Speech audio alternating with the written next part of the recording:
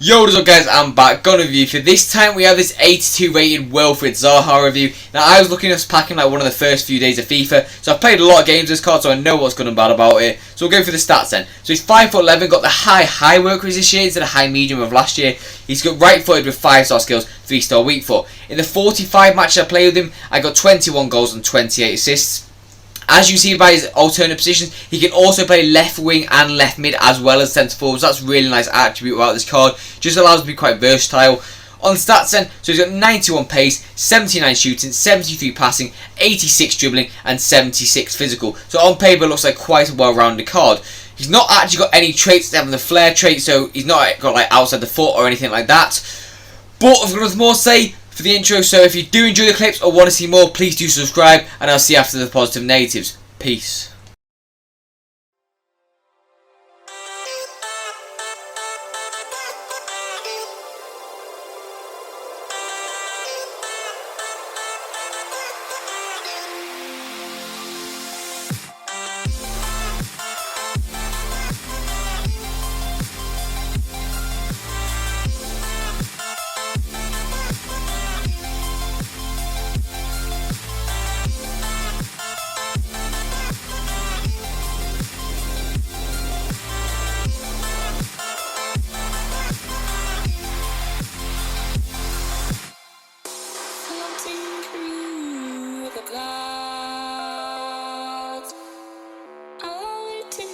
Just from beneath the sand, dreams can take me across, seem so far away.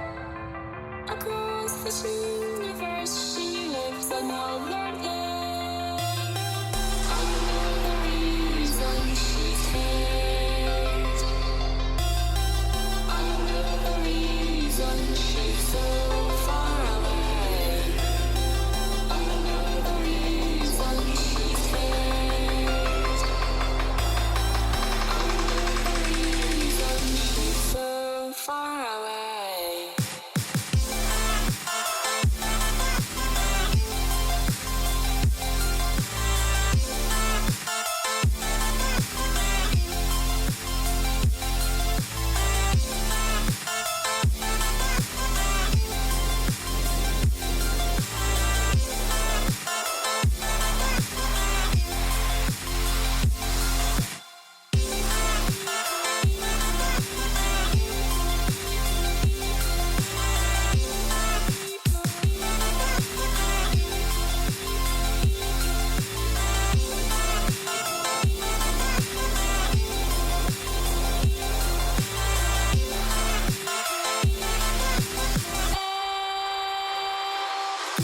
How could we run from everything we have done? It only takes us one more step to fall. How could we run from everything we have done? It only takes us one more step. How I know the reason she's here.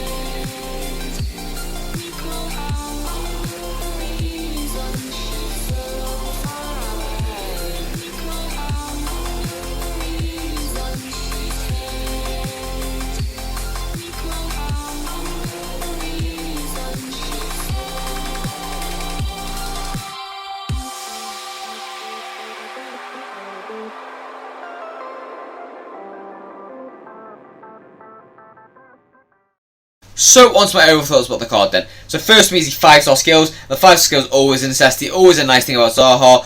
Just makes him very usable at the start of the game and a very cheap and easy card to get.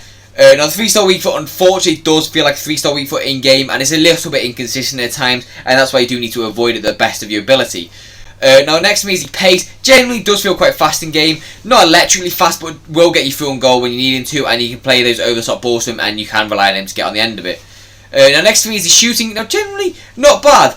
The finishing and his shot power were quite decent.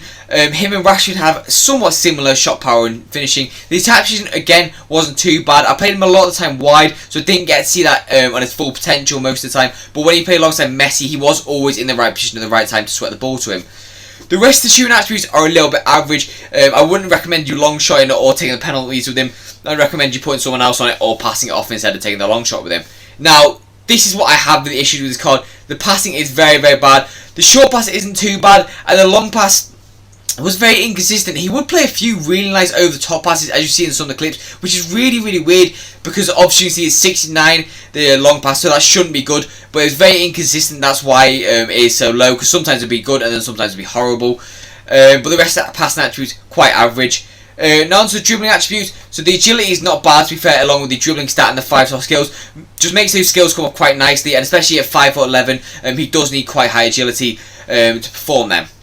Now the balance is a little bit low, and considering the strength isn't really the highest on his own, he will get pushed off quite a few times. That's why you need to utilise these skills really, really nicely. Now the reactions to the ball is quite slow, to be honest. I didn't really notice it too much, but as you can see on base stats there, it's a little bit low for a normal attacker. Because normally they have like 80 plus, but this has got 74. The composure, not bad, to be fair. The finishing and composure went together quite nicely. He wouldn't really miss too much for me. Obviously, you see in some of the clips he would miss, but that's only because he has got 81 finishing base.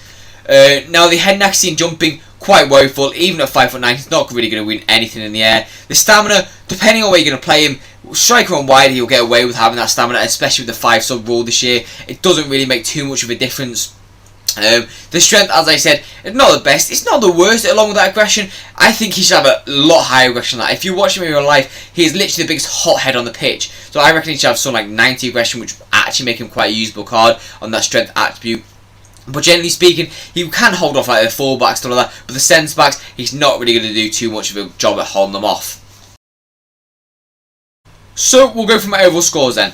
Quick and easy. So first for me is the pace. Now I'm going to give it 8.5 out of 10. It's not electric, don't get me wrong, like there's faster cards in the game, but he's not slow. That like he will burst through on goal when you need him to, and outpace those defenders.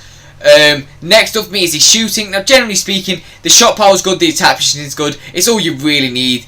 The finishing is also quite decent, along with that composure is not bad for the start of the game. So overall for that, I'm going to give it 8 out of 10. It is quite solid. It's not amazing, but it's not bad.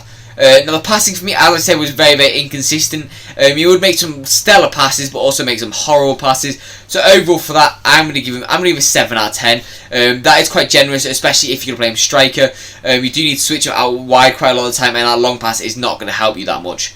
Now the dribbling for me, again, I'm going to give it 8 out of 10. It's not bad, but it's not amazing. That balance does let it down quite a bit along with those reactions, and especially as the agility isn't that high, along with that composure.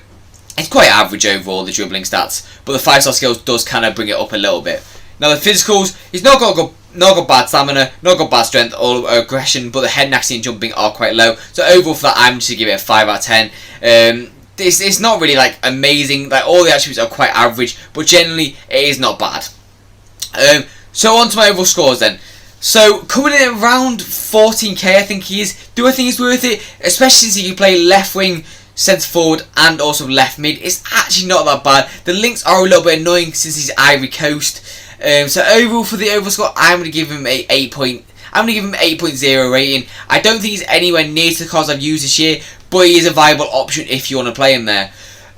So onto value for coins then. 14k, I'm going to give him a 7 out of 10.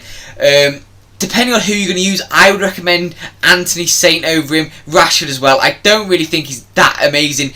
I think there's better cards, so really avoid this card if possible, because he's not got the best of the links, and you're going to struggle to get him in your team. But if you do have him untradeable, he's definitely a good bench card, and will be able to bring him on for the bench and score you quite good goals. But that's all for my review. As always, I hope you enjoyed. If you did, please do subscribe. It does help the channel a lot. But I've got nothing more to say, so I'll see you in the next one. Peace out, guys.